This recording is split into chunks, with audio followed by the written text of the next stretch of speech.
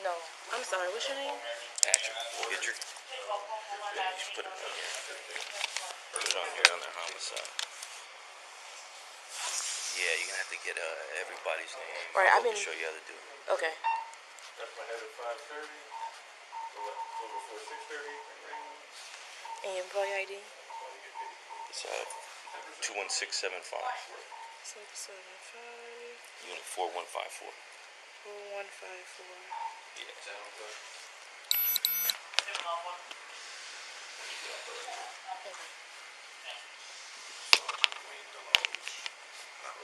Yeah, I'm gonna spell it wrong. I'm gonna ask.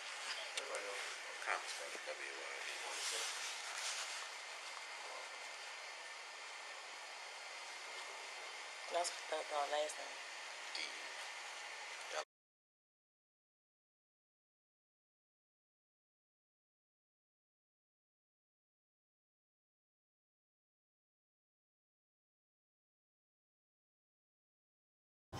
When I first met Mrs. Donaldson, I shared with her at one point that another son of mine passed away now 8 years ago at a very young age. So we are still, as a family, dealing with that and just trying to make it day by day. I can only understand half of what you've been through, and we certainly pray for you and your family, and it's a heavy load. I understood. I was trying to share with her that sentiment that I don't know how you feel, but I know what you were going through. Yes, sir. In losing a son at such a young age. Yes, and sir. My son David was 40 years old. Michael was 30. And I'm only now able to even talk about it. But thank you so much for your kind words. And we'll take all the prayers, my family and I, we'll take all the prayers we can get. Mm-hmm. Okay? All right. Well, Mr. Peterson, are you there, sir? Yes, I am. All right. I'm in the car, and so I'm going to mute the phone so you don't hear all the background, but I'm still here. All right. I'm going to be very brief, and I know I'm going to leave questions on the table for you. But I wanted you to know that the Inspector General's office has completed their review of all issues within our authority to review pursuant to the Memorandum of Understanding between the police department and the IG's office.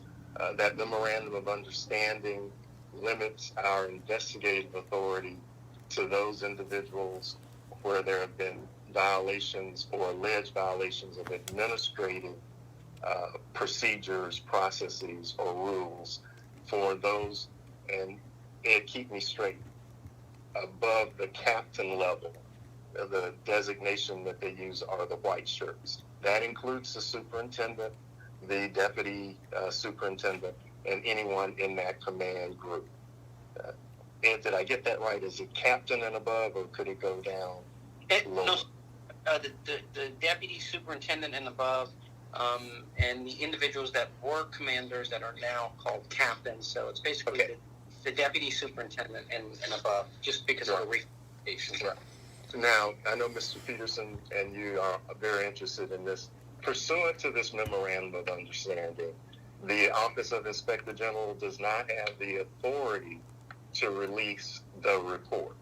That is clearly stated. So any request for the actual report has to go directly to the superintendent, to Ms. Westbrook, who's his deputy and is primarily responsible for administering it. But when you obtain a copy of that document, myself, Mr. Michelle, and the investigators who worked and did the actual review will be available for us to have a follow-up question. Okay. I'm not at liberty at this point in time to talk to the press, which is why I did not add the report on. If I'm called, I'm going to basically say the same thing. I'm not going to answer a whole lot of questions. And secondly, the independent police monitor, while engaged in looking at some aspects of this, is not involved they're an independent entity in an investigation of the type that we conducted. In fact, we've got more, and Ms. Hudson and her team do a whole lot with Alert. We have a different mission, and we also have folks who are more resources to put on an investigation. I want to express my deepest sympathies to you. I know this has been very, very difficult last few years for you. And once that report is made available to you, we'll make ourselves available. Yeah. Any questions? Is it subject on that? Is it subject to a public records request? I can't give you legal advice. I would certainly not try to give you any more guidance. It might even fall into that. That's a question for the police department, for the NOPD or the city attorney's office or their legal counsel to answer. Got it. Understood. Thank you. Mm-hmm. So when did you, I know you have completed the case, but does that mean you then have turned it back into the police department? Yeah, under our standard operating procedure, we, in this particular instance, gave them 30 days to respond to our findings, and they pretty much exceeded that. But I got an official note from them today, really, saying that they had no further remarks or et cetera about the case. We do that as a control mechanism in case we miss something. It's definitely required in a audit or evaluation arena. It's required by the standards. In investigations, we don't always do it, but if it's a department that has such a serious issue as this, we thought it was necessary to follow that same pattern. So they've had at least 30 days to review it and have expressed any objections to our findings or conclusions. You can't tell us anything about your findings or conclusions. I'm not at liberty to disclose it. It's one of the few times where we have any situation where once we've completed a matter, but under that separate memorandum of understanding, which I do believe is a public record, I would certainly say so. But again, it may not be, according to the police department. The actual contents of and results of the investigation, it's their authority and their authority only when to make that public, if at all. So can I ask a question? Certainly. So you were just investigating essentially the white shirts portion of this. What I said to you was kind of verbatim from the memorandum of understanding. Yeah. If in fact we had found anything else, we would have had an obligation to report it to NOPD, and obviously I don't want to speculate about that. We did not in this particular instance refer any additional matters to them. Our authority in these administrative ends of the investigation, because they have, you already know this, they have a robust internal affairs procedure and process, and it does take some expertise in that area because police officers are given additional rights and things of this type. But in an administrative matter like this, they have to increase objectivity and independence on the investigation itself, since it could include the superintendent, his deputies, or those folks in the commander/captain level. The inspector general in the previous administration of this office entered into a memorandum of understanding. The current superintendent and I we didn't have to re-implement it. We signed a new agreement just to make sure that both our names were on it. As you know, he's been on board for a year or so now. I forget how long. So we have that same agreement with them. And I don't know the history as well. I bet Mr. Pedersen would, but of course the NOPD is under a consent decree. So they felt that this was one way to add some autonomy. I don't report to the superintendent. I don't report to Ms. Westbrook. We write and produce this document based on our own investigation. Is is there any identifying information that you can provide that would help me formulate a request should I send one? And didn't we apply an OIG number to this? Yes, I can. Mr. Peterson, can you hear me? Yes, I can. I can see what our identifier code is for it, and Okay. what I would suggest is that you simply just pick up the phone and call Miss Westbrook, and let her know that you had talked to us, and that you know, would it be possible to get a copy of the report completed by the OIG. Okay. And I think that might be the most efficient, least intrusive manner, and I hopefully we'll be successful in that endeavor. Okay. Yeah, and Mr. Peterson, in an overabundance of caution, I'll check with our general counsel. We have to put a number on anything that we open up and do anything on. I'll just make sure that from her review, that would not violate the memorandum of understanding. So Ed's suggestion, I think, is a good first step to take. And then I'll be able to answer that question if you're not successful on whether I can disclose that. Okay. Okay. All right, Mr. and Mrs. Donaldson. I have a question. I'm sorry to Oh, interrupt. yes, ma'am. I didn't know if you're No, go closing. right ahead. Well, No, I'm not going. does did your investigation include Safety and Permits Department? Let me pause a moment. The investigation was conducted pursuant to our memorandum of understanding with NOPD. Right. We do not have an allegation regarding the safety and permits that would fall clearly within the jurisdiction of the Inspector General, especially since you have, as I understand it, a civil matter going on in that regard. Now, it is known to the public in New Orleans that my office has been involved in an ongoing, an investigation of safety and permits in other areas that has resulted in the indictment or criminal information against one individual.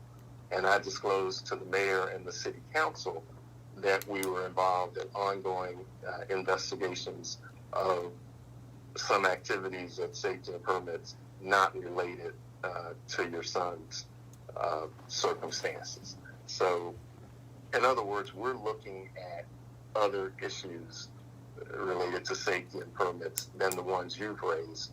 And at this time, I don't have a factual or legal basis to look any further into the issues that you raised in your lawsuit. I've not looked at the lawsuit.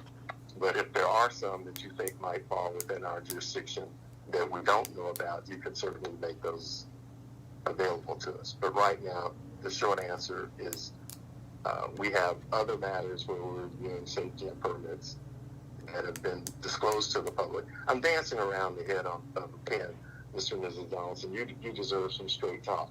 We're involved in looking at serious potential violations of criminal law regarding safety and permits. Right, because you got the Steak and that's Hard all Rock we're Cafe in the middle of Canal Street. Yes, sir. Yes, sir. So forgive me for going into that routine. I was thinking, okay, I got to talk that way, but that's not. You deserve to know that. I mean, and we're going to be continuing to work on those issues for some time.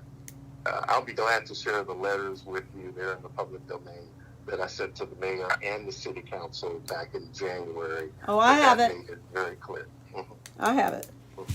I can share this with you. We are taking all of the aspects of that matter extremely seriously.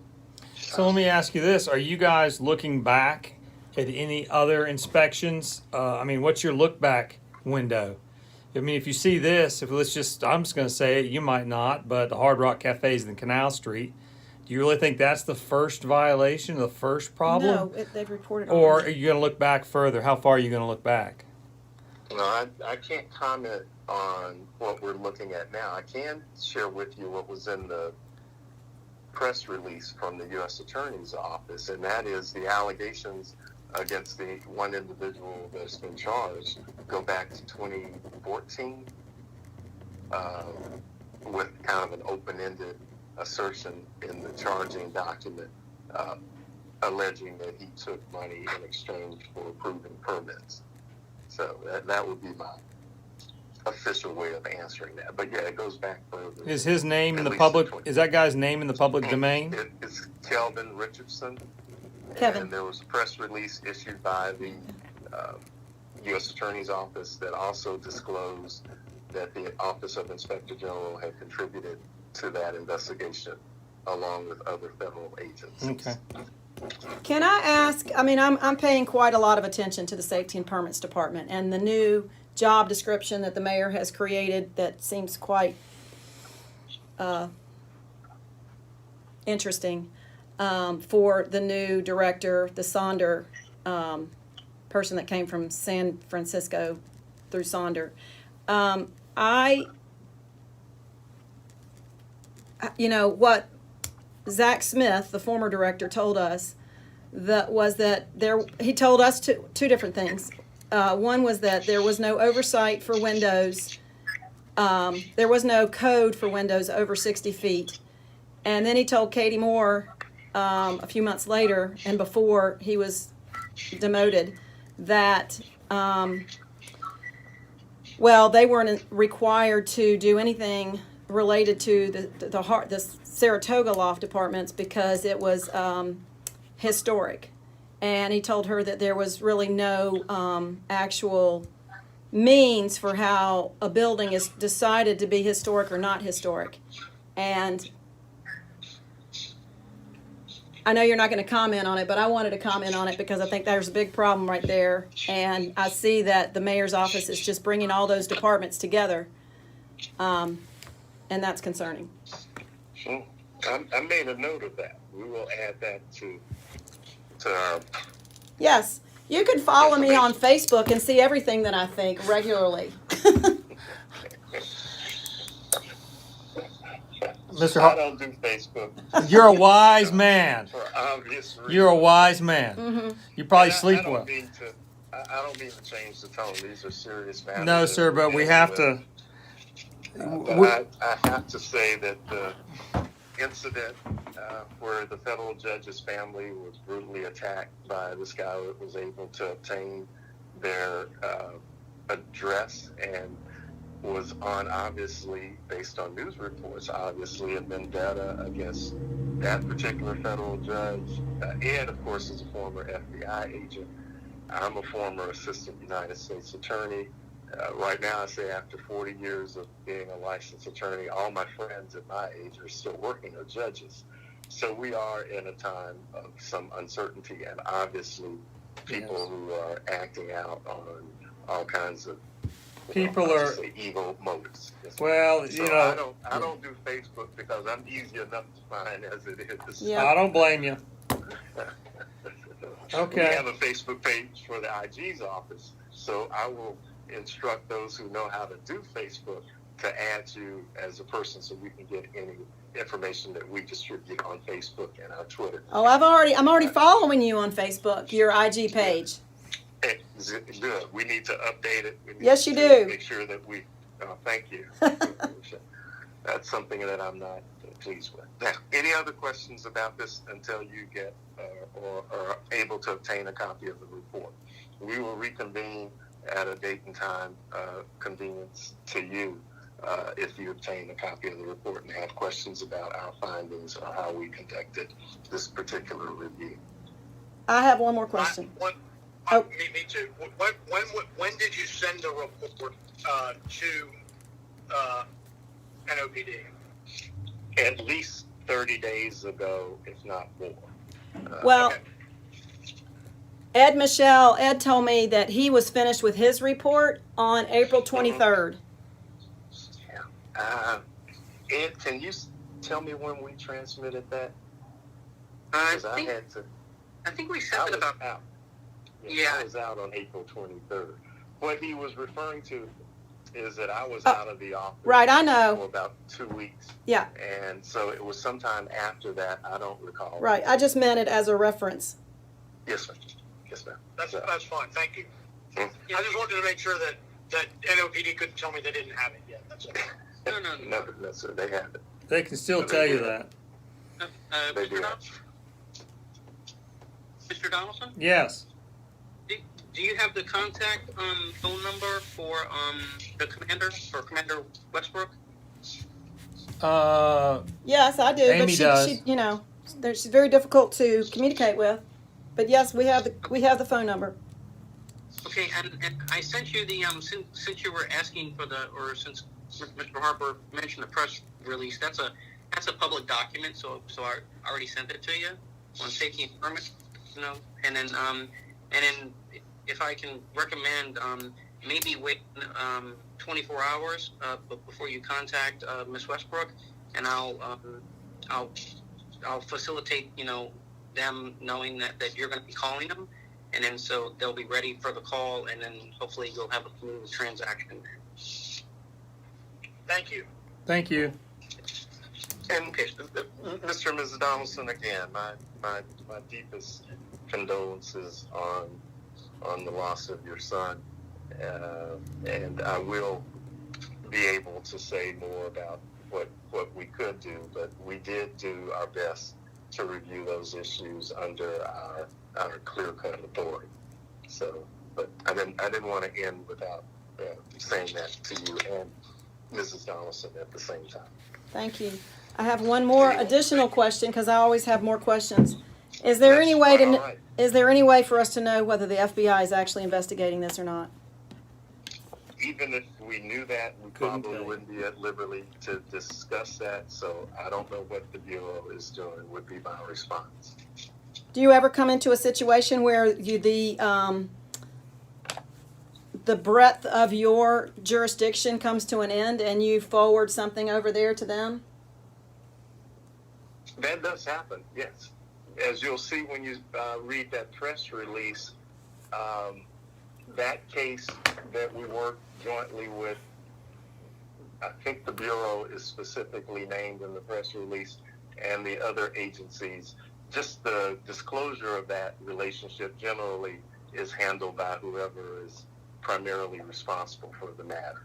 So we refer matters to them, have in the past, and it's in the public domain, and we'll continue with that practice.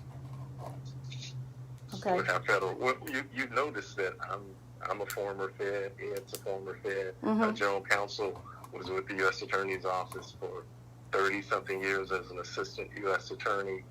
So that's part of our mission, is to act in a law enforcement capacity, and when those administrative matters that we look into turn into facts and circumstances that may have a foundation in state or federal criminal law, then we work with those partners on a regular basis. Okay, thank you. That's all I have. All right, then. Thank you very much. Thank you. We'll be available. Mr. Peterson, I'm sure we'll hear from you or the Donaldsons once you obtain that document, and we'll sit down and talk Absolutely. to you. All right. Have a good day. All right, take care. Thank you. Ed, I'll call you back in just a minute. Yes, sir. All right, bye. We begin with the fallout from the FBI search of former President Trump's home in Mar-a-Lago. Joining me now, NBC Justice and Intelligence correspondent Ken Dilanian, NBC White House correspondent Carol Lee, Ben Rhodes, former Deputy National Security Advisor to President Obama, and Donell Harvin, former Chief of Homeland Security and Intelligence for Washington, D.C., and now an MSNBC Homeland Security analyst. So, Ken, the very latest on the investigation, the increased security, the concern about threats to the FBI, to law enforcement, the criticism of Merrick Garland, all of it. All of it. And, well, first of all, Andrea, the most disturbing part right now is that the FBI and DHS issued a joint intelligence bulletin yesterday saying they had seen a massive uptick in specific and credible threats to federal law enforcement. This was reflected reporting that we did last week that in open source intelligence firms are also seeing this in message boards and chat rooms online. And we're not just talking about rhetoric here. We're talking about specific threats. They're even naming FBI agents and family members, and they are saying that these kinds of threats could increase if more action is taken in this investigation. It's just a really disturbing time. And in one part of that, this is partly because we believe they were named and exposed. The agents who served the search warrant, who were part of that search warrant, the federal magistrate, were named publicly by people on Truth Social. That's right. A copy of that search warrant was leaked to certain media outlets with the names exposed, and those names were published. And the FBI officials I've talked to are very disturbed about that. And Danelle Harvin, what kind of precautions do individuals, does the FBI, does Homeland have to take? We see increased security around some facilities, some buildings here in Washington. What do they have to do? The FBI is facing what they call unprecedented levels of threats to their facilities and their agents. They have protocols and processes in place to protect those individuals, as just previously mentioned. However, there is a standing all nationwide alert for federal law enforcement to be on the lookout for any suspicious activity, particularly online threats or suspicious individuals who may be approaching the buildings that they occupy. Particularly concerning after the Cincinnati attack last week, that individual also was posting threats online and Truth Social, as previously mentioned. So it's a very, very tense environment right now for federal law enforcement, and they're still trying to find their way through the current threat environment that precipitated the search of Mar-a-Lago last week. Carol Lee, you and your team have some incredible reporting, the scramble to pack documents from the White House for Donald Trump on his way to Mar-a-Lago. The fact that until after January 6th, he wasn't preparing to leave. He wasn't acknowledging that still hasn't acknowledged that he lost in November. And what are the implications for that? Along with his claims of having declassified documents before he left without leaving, as far as we know, any paper trail.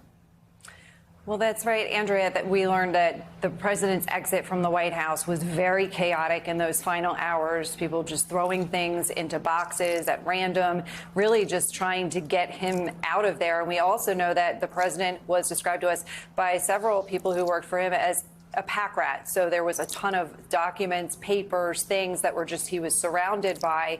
And really what we gathered in our reporting was this portrait of a president. We know that President Trump was sloppy. He didn't really have regard for documents and storing and processes and the Presidential Records Act and things like that. But his mindset about these things was similar to how we saw his mindset be toward staff, whether it's cabinet officials or other, that they work for him, not the U.S. government. And he had a very similar attitude towards documents, classified intelligence, things like that they were his to keep. And so you had aides around him constantly trying to get things from him, retrieve them back, store them properly, and to keep certain things from him. And sometimes officials told us that he would ask for things that were classified and they would give him a copy of something. And he didn't like the photocopies. He wanted the original. And so there was this whole effort to try to get some sort of process around the president while he was in the White House that didn't really work. It had fits and starts. It would from time to time. But generally speaking, his mindset was that these were his and he could do what he wanted with them. You know, former National Security Advisor John Bolton told us that the president was constantly just grabbing intelligence documents. And so that's the backdrop to what we have here. And now you have the president saying, well, I declassified all this. John Bolton also saying that that's not a process he was aware of, that anything that went to the residents from the Oval Office was automatically declassified. He says that is not something that he was briefed on. He's unfamiliar with that. And he would be familiar with process like that. So the president saying that he can just declassify something at will, it doesn't really work like that. And also that doesn't even speak to the fact that the laws that are being cited here for the reason why the FBI went in and did this search, it doesn't matter whether those documents were classified. But Andrea, generally, this is a president who left hastily, who hoarded paper, who thought it was his own and that he could do what he wanted with it. And he was surrounded by people who were constantly trying to put some sort of process in place and follow the law. And Ben Rhodes, you've been in the White House at those levels as Deputy National Security Advisor, of course, and during the Obama transition. And you know what presidents can take and what they can declassify and what belongs in the National Archives. Tell us what's wrong with this picture. Well, Andrea, just about everything is wrong with this picture. I mean, first of all, there's no reason for him to take any classified material whatsoever. And frankly, there's a process for the archives to take custody of that material. And if a president or people who maintain a clearance somehow want to get access to that information, they can go through a process. But the reality is, if he is going to claim that he declassified this, there's no record of that. There's no record that he told the intelligence community of that. Frankly, the fact that they're continuing to treat these documents as classified shows you that they're not declassified. Otherwise, we'd all be talking about what's in the documents. And another important thing, Andrea, is that these would be documents marked top secret, marked top secret SCI, which is an even higher level of classification, marked secret. And the reason that they're marked that way is because the documents don't just describe, in all likelihood, assessments of the intelligence community. They would be describing methods of collection or U.S. military movements. And the question of declassification, therefore, has to extend not just to what's in the document, but into all the intelligence collection derives and how that material was acquired. And there's no way on earth that Donald Trump went through the process of notifying the intelligence community down to the level of the people who might be involved in that collection. And so this is clearly a post facto excuse that he's drummed up that has no basis in reality.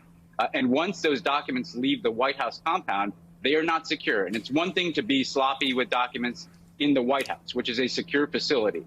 Once those documents leave the White House, once they leave a government facility, they are incredibly vulnerable to any foreign adversary that wants to get their hands on them, try to exploit them. And we still don't know what the purpose is for him taking these documents. And if they were just casual things that he took by mistake, presumably he would have returned those documents when he was ordered to, weeks ago. So nothing about this adds up. It just feels like he's flailing around with excuse after excuse. Often the excuses themselves are contradictory. Well, in fact, let's watch what Amy Klobuchar, Senator Klobuchar, who has dealt with sensitive documents as a senator on Judiciary Committee and other committees, also as a former prosecutor, her reactions yesterday to me on Meet the Press. My first reaction is to stand with the men and women of the FBI who are simply doing their jobs. What was found in Mar-a-Lago, we don't know exactly what's in those documents, but what we do know is it rose to the level of a search warrant that a federal judge approved. It is so important that these documents remain in safe locations. And Mar-a-Lago, where you can check out croquet sets and tennis rackets and golf clubs, that's not one of them. Which has been exactly your point, the point that Carol is making about the haphazard way this was done, that there's no evidence that he declassified anything and that those papers don't show any indication of that. Let me ask you also, Ken Dilanian, about one of the charges, the potential charges that were outlined in the search warrant, which is obstruction, which Chuck Rosenberg was signaling to me yesterday was a very serious one. What does that mean in terms of potentially what could have happened to those documents, either on their way to Mar-a-Lago or there? Could they have torn off some of the language on the top of each document when it is a classified document? Could they have been destroyed? Could they have been altered?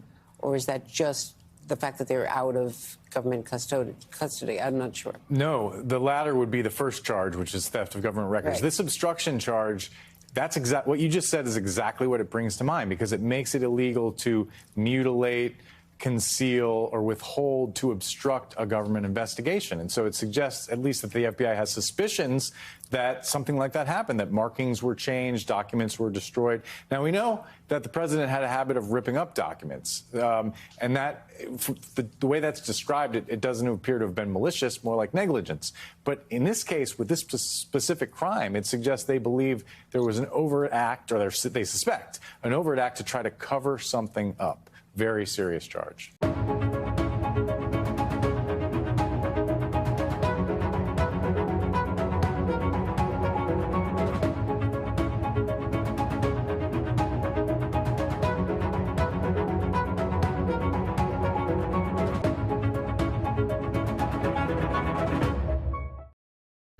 Republican supporters of Donald Trump and his leading Republican critic are both all on the ballot tomorrow in Wyoming and Alaska, between the two states.